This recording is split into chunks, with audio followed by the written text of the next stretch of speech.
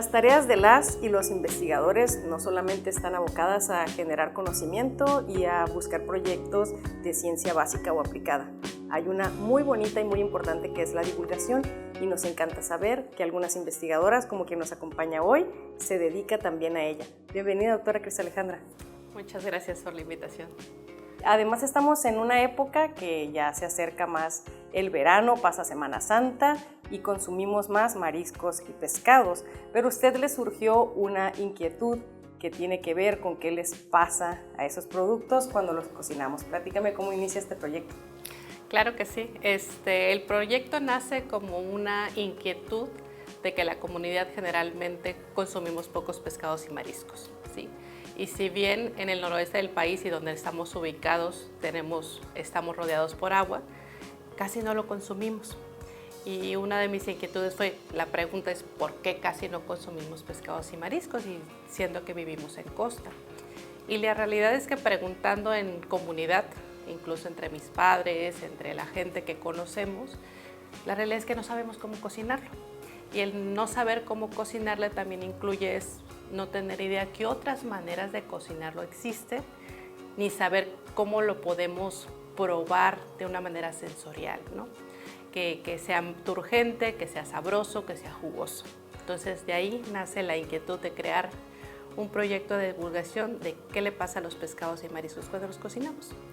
Nosotros cuando pensamos en la alimentación que es algo que todos hacemos, todos tenemos desde que existimos, no pensamos a lo mejor tanto en cuáles son las características físicas o nutrimentales de lo que estamos consumiendo. Y a lo mejor hay proteínas que son más famosas, como por ejemplo el huevo, ¿no? El huevo es como que te dicen que está en la top de sus propiedades. Pero ¿qué hay? Quizás no sepamos tanto de los pescados y los mariscos. ¿Cuáles son sus características o por qué deberíamos integrarlos más en nuestra dieta? De hecho, pescados y mariscos contienen un alto contenido de proteína, ¿sí? Casi equiparable a la de la carne de res. Una porción nos puede proporcionar el 50% de la cantidad diaria que deberíamos consumir. Pero aún más importante, no solo es que contiene proteína igual que el huevo y la res, sino que es muy fácil de asimilar. Y asimilar sería muy sencillo decir que cuando consumimos carne de res, generalmente nos sentimos satisfechos muy rápido y tarda mucho tiempo en que volvamos a sentir esa sensación de hambre.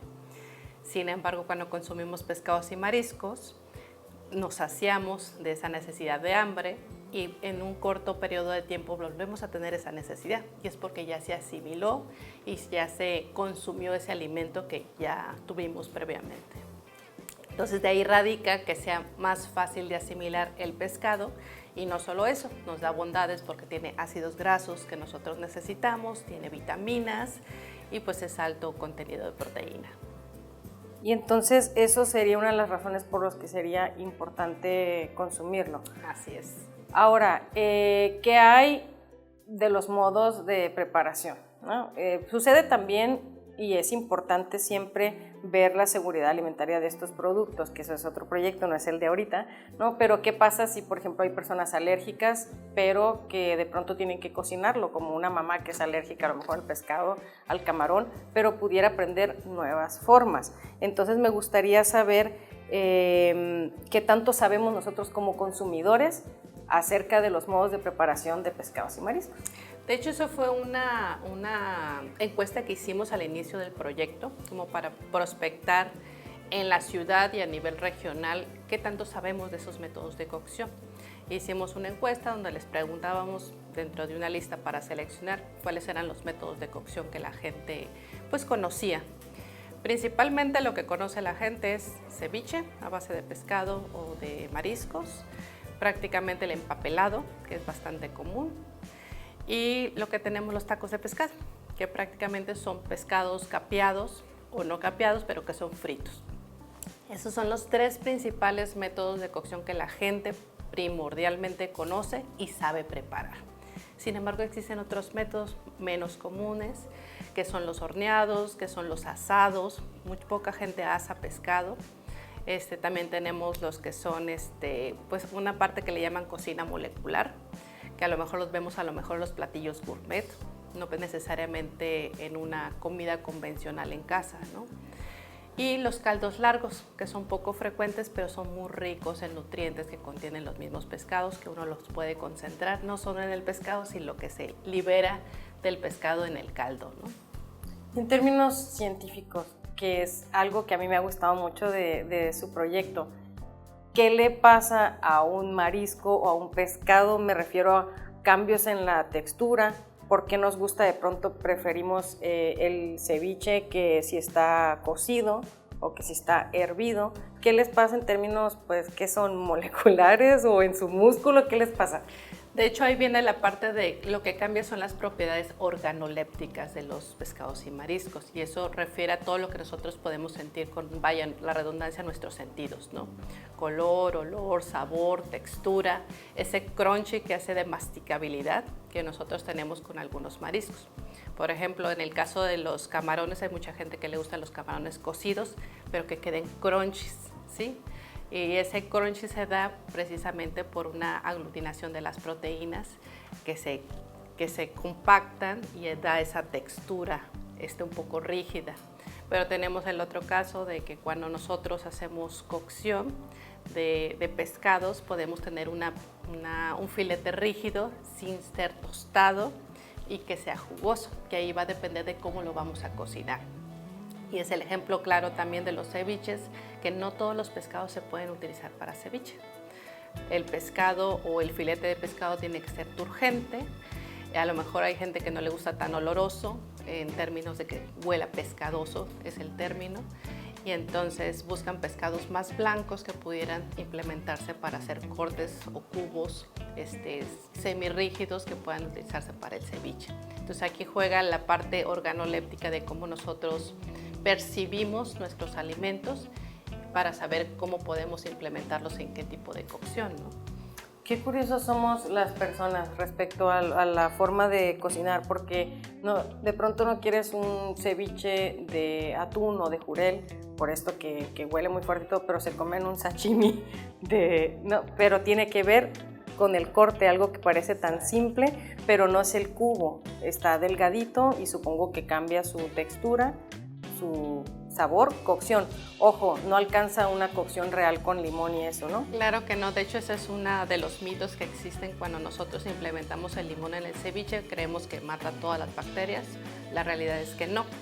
Aquí viene la parte de manipulación cuando nosotros adquirimos el pescado, tratar de que sea un pescado fresco, que tenga poca manipulación, nosotros tener buena higiene al manipularlo, lavado de manos, las superficies donde trabajemos para cortarlo y preparar nuestros alimentos, porque prácticamente las bacterias las vamos acarreando de manipulación y es lo que nosotros nos puede enfermar, ¿no? Pero prácticamente hay gente que para evitar contaminación por parte del pescado de manipulación lo que hace es cocer el pescado y hace ceviche con pescado cocido. Pues habría que probarlo, no lo he probado, pero más seguro, por lo menos me garantiza que no me voy a enfermar. Este proyecto del que estamos platicando este día fue auspiciado, tengo entendido, por el Consejo Sudcaliforniano de Ciencia, Tecnología, Humanidades e Innovación de Baja California Sur. Platíqueme qué datos descubrieron mientras realizaban el material de divulgación que vamos a estar poniendo en la pantalla donde puede acceder a él, y si nos da tiempo pasaremos a algunos de los productos de este proyecto.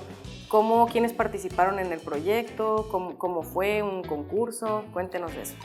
El proyecto pues es un proyecto de divulgación que se auspició desde el 2024, sí, se ganó el 2024 y con participación de la doctora Patricia Hernández. Lo dividimos en varios bloques. En el primer bloque fue así como prospección de qué es lo que sabía la comunidad sobre pescados y mariscos en métodos de cocción y qué es lo que sabía realmente lo que les pasaba, ¿no? Que generalmente poca gente sabe realmente qué le pasa a los pescados y mariscos, hablando de sus proteínas, de las vitaminas, qué tanto se pierde, qué tanto se gana. Y con eso diseñamos al menos 10 videos sobre los métodos de cocción, uno muy general, y después empezamos a desglosar todos los métodos de cocción. Y posteriormente generamos 5 videos relacionados con seguridad alimentaria, infografías también relacionadas con el tema de los métodos de cocción. Muchos de ellos se presentaron en la crónica. Tenemos ahorita videos y material impreso que se está distribuyendo en las pescaderías y también en el malecón, con la idea de que la gente cuando consuma, haga la compra de sus pescados y mariscos, pues tenga una guía práctica de qué cosas debe cuidar y también de los métodos de cocción que están disponibles para algunos pescados, ¿no? Aparte de eso, también desarrollamos una convocatoria para un recetario chollero que estuvo abierto alrededor de un mes el año pasado, y tenemos generado un recetario muy pequeño pero muy significativo sobre algunas recetas básicas de generación. Prácticamente son de ceviches, pero ceviches muy particulares con un toque de casa, ¿no? Entonces estos recetarios se les van a entregar a los ganadores de este recetario chollero y vamos a distribuir algunos en las pescaderías locales de la ciudad. Y finalmente pues cerramos el proyecto con otra vez la encuesta para ver el impacto que tuvimos en redes sociales, porque mucho del material se distribuyó en redes sociales, de los videos, de las cápsulas, de las infografías, para saber pues, realmente si esta información está llegando a los consumidores, ¿no? Y también a los jóvenes, que pues son los más activos en redes sociales, pero que pues ya forman parte de la nueva generación de padres que también hacen uso y consumo de pescados y mariscos en sus hogares. Doctora, ya nos dijo cuáles son las formas más comunes que tenemos nosotros de cocinar pescados y mariscos, ¿no? Y todos lo sabemos porque pues en cada esquina es la forma en la que se ofrecen. También tiene que ver un poco con quienes se dedican a venderla, que nos gustaría que exploraran otras maneras de cocinarlos y poco a poco irle metiendo a la ciudadanía esas opciones, ofertando eso. Pero ¿cuáles serían las formas que no exploramos casi y que a ustedes les gustaría que conociéramos?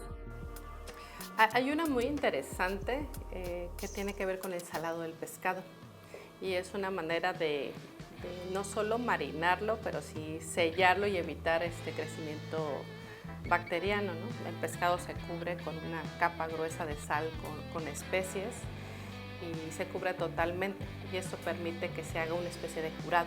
De hecho, es una de las estrategias que se usaban en la antigüedad para guardar los pescados, curarlos y evitar crecimiento bacteriano, y cuando se quisiera consumir se quita la costra y cocinarlo. Pero ese toque de sal o de esa costra le permitía hacer un sellado, conservarlo y darle un sabor característico, ¿no? Esta era una mezcla de sal con eneldo que permite transmitir esos sabores que son muy particulares de estas especies, ¿no? Ese es por un lado. Las otras que son menos implementadas prácticamente son los horneados. Muy poca gente consumimos pescados horneados y es una de las maneras más, puede ser relativamente sencillo porque no es el empapelado, sino es un horneado en horno convencional o puede ser de convección, y que puede mantener las propiedades de los alimentos. ¿Sí? Sus vitaminas, sus proteínas se cuidan mejor, nosotros las podemos aprovechar mejor y podemos proveerles sabores que a nosotros nos agraden, ¿no? Acompañarlo con verduras, alguna salsa que le provea un poco más de sabor al pescado, sobre todo en aquellos pescados que tienen poco sabor, porque hay muchos pescados que no son tan pescadosos, pero que podemos nosotros jugar con las especies para proveerles un sabor que nosotros deseemos, ¿no? Y pues obviamente están los zarandeados también, que sí se usan, pero creo que se usan poco comparado con los tacos de pescado que podemos ver en cada esquina prácticamente, y que realmente son ricos siempre y cuando también no sobrepasemos el exceso del tostado en la parrilla, porque pues toda la parte que se quema pues ya no es tan beneficiosa como el pescado per se, ¿no? Pero lo podemos usar de sellado, abrirlo y consumir ese pescado que se ha cocido a las brasas y que es muy sabroso y es nutritivo.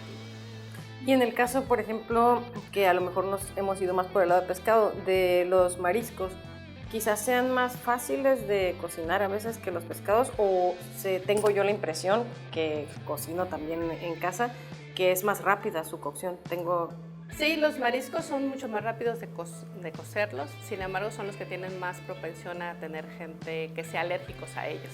De hecho, ahí viene la otra parte. Generalmente mucha de la población consume más pescados porque es más seguro, entre comillas, que los mariscos. En el caso del camarón, por ejemplo, hay mucha gente que es alérgica al camarón y hay que aquí hacer como una pausa, ¿no? Porque hay gente que es alérgica al camarón cuando no está cocido, que son todos estos los aguachiles. pero cuando lo consumen cocido, pues lo pueden consumir sin ningún problema, ¿no? Y tiene que ver con una proteína que está presente en el camarón. Y por otro lado, en el caso de las almejas, pues tenemos el problema que al ser organismos filtradores, pues pueden adquirir toxinas en el mar, que si bien existen las vedas sanitarias que nos están abordando con información de no consumir a lo mejor almejas en ciertas temporalidades, pues no pasa que algunas almejas se hayan colectado en ese tiempo y nosotros las consumamos y podamos tener alguna intoxicación, ¿sí? Que serían como las desventajas o los problemas que se podrían suscitar con ese tipo de alimentos, cosa que difícilmente pasa con los pescados cuando los comemos, ¿no? Bueno, pues ya escuchamos este proyecto, vamos a estar poniendo información de dónde puede consultarlo, dónde puede ir a ver las cápsulas. De hecho, yo las voy a ver nuevamente porque a lo mejor se me pasaron algunos aspectos y nuestra intención es pues acercarle a la ciudadanía, a usted, esta información que ellas crearon con empeño, con esfuerzo y que se trata de que podamos disfrutar y comer mejor los pescados y los mariscos. Muchísimas gracias por venir. Muchas gracias por la invitación. Nos vemos la próxima semana.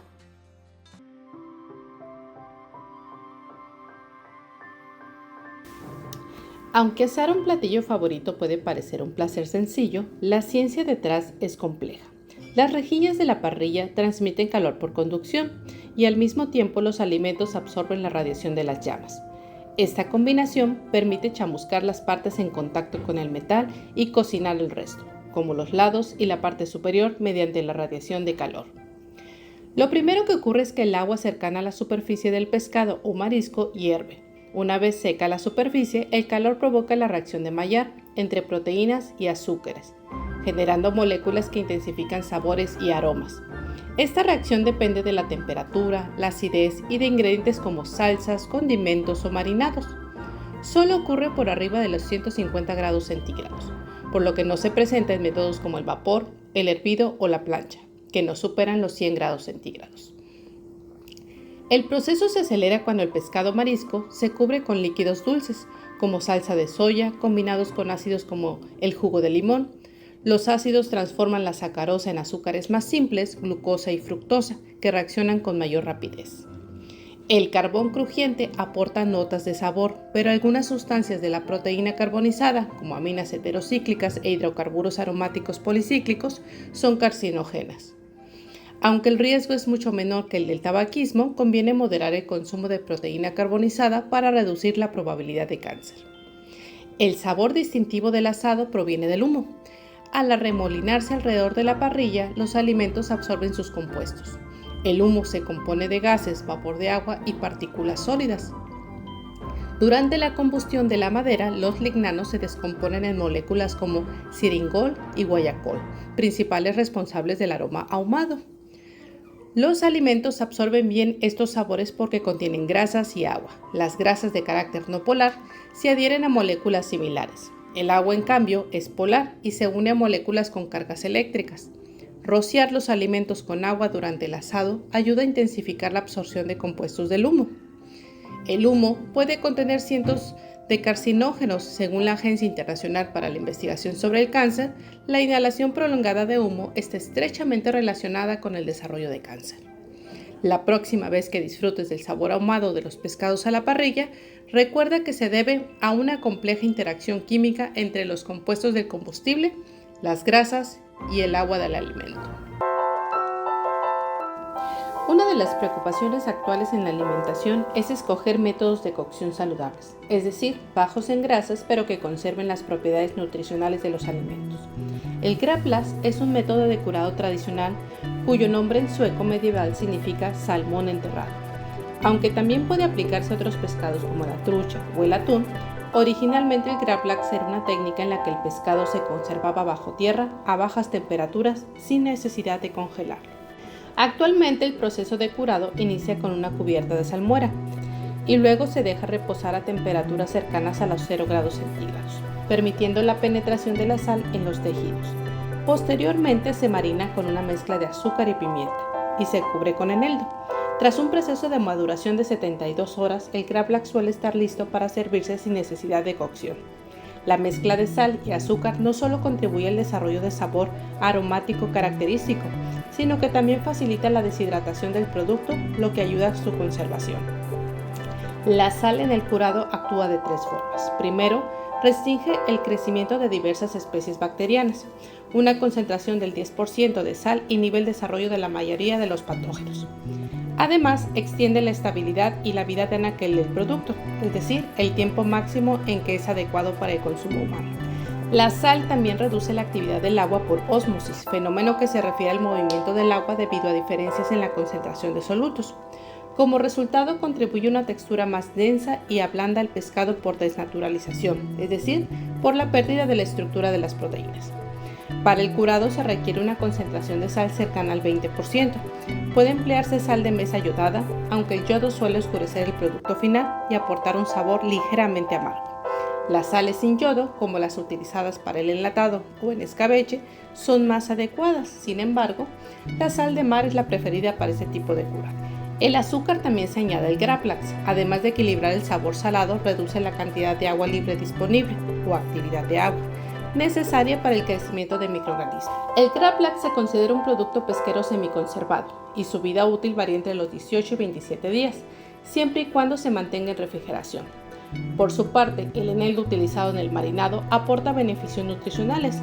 Es rico en fósforo, cobre, magnesio, vitaminas A y C, potasio, calcio, hierro y zinc. Solo una pizca puede cubrir hasta el 40% de la necesidad diaria de vitamina C y el 43% de vitamina A. Si bien el Graplax no es una técnica común en la cocina mexicana, permite comprender los procesos en los que se utiliza la sal para preservar alimentos, como en la preparación de la mantarraya o el bacalao.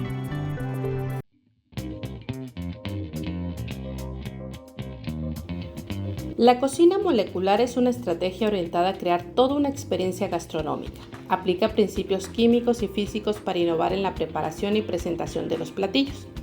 Esta técnica combina creatividad, conocimiento técnico y el uso de herramientas y sustancias específicas para transformar los pescados y mariscos en formas inesperadas y cautivadoras. Una de las técnicas destacadas es el sous vide, utilizada por los mejores chefs del mundo. En este método, los alimentos se sellan al vacío en una bolsa y se cocinan en un baño de agua a baja temperatura, controlada con precisión durante un tiempo prolongado. El producto resultante puede almacenarse hasta por 4 semanas a temperaturas entre 1 y 5 grados centígrados. Sous vide es un término francés que significa bajo vacío. El uso de bolsas al vacío ofrece varios beneficios. El calor se transfiere del agua al alimento de manera eficiente. La ausencia parcial de oxígeno impide la proliferación de microorganismos y se evita la oxidación, reduciendo sabores extraños. El sous vide conserva los nutrientes y los sabores, ya que la humedad y los compuestos volátiles se mantienen dentro de los empaques herméticos. Las bajas temperaturas, entre 50 y 70 grados centígrados, ayudan a preservar compuestos como vitaminas y antioxidantes. Otra forma interesante de cocción es el uso de la freidora de aire, un electrodoméstico que emplea un ventilador de alta potencia para hacer circular el aire caliente dentro de la cámara de cocción. Esto permite que los alimentos se cocinen de manera uniforme, resultando crujientes por fuera y tiernos por dentro, sin necesidad de usar casi aceite. Esta alternativa es mucho más saludable que el pescado frito tradicional, sin sacrificar sabor, color ni textura. También podemos usar otro electrodoméstico muy común, el horno de microondas. A diferencia de otros métodos de cocción, donde el calor se transfiere por conducción, convección o radiación, en este caso el calor se genera dentro del alimento mediante la excitación molecular. Comparado con el frito o el hervido, cocinar con microondas es una excelente opción para conservar la integridad de los ácidos grasos esenciales. Sin embargo, el asado y el horneado resultan más eficientes para mantener la cantidad de grasas saludables que la cocción al vapor o en microondas. En conjunto, estos tres métodos alternativos de cocción, sous vide, freidora de aire y microondas, permiten aprovechar distintos equipos de cocina que promueven una alimentación más saludable sin renunciar a sabores y texturas agradables.